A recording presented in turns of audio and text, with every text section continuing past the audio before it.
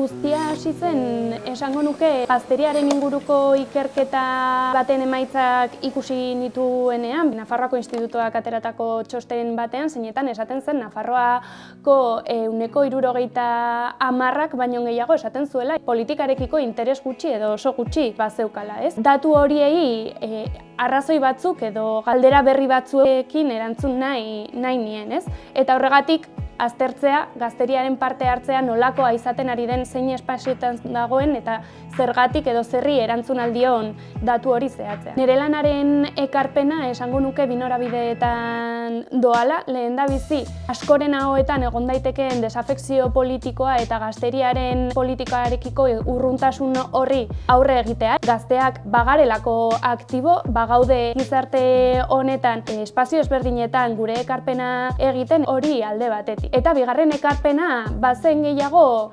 irrikak edo militatzaerako gogo horiek nola sustatu edo nondik sustatu algenituen gizarte moduan, ez?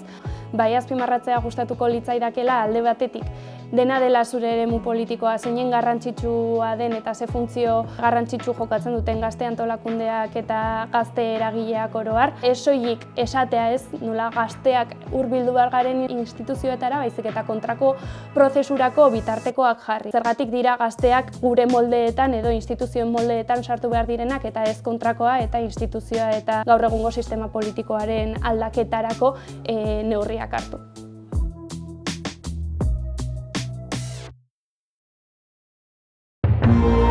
Gobierno de Navarra. Nafarroako gobernua.